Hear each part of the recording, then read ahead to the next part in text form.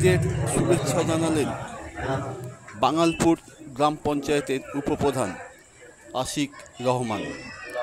সোমবার ঈদের দিন মুরগাবেড়িয়া তিনি সকলের সঙ্গে শুভেচ্ছা বিনিময় করেন এবং প্রার্থনা করেন।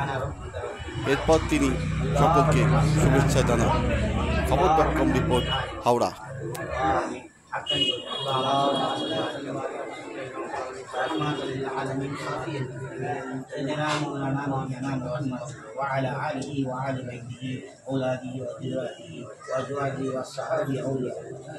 كما صلينا وباركت على ابراهيم وعلى ال ابراهيم انك حميد مجيد لا اله الا الله محمد رسول الله صلى الله عليه وسلم।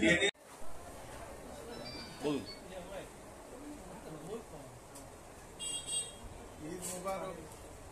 আজকের দিন সারা ভারতবর্ষের সমস্ত ধর্মের বর্ণের মানুষকে জানায় ঈদের আন্তরিক শুভেচ্ছা, ভালোবাসা।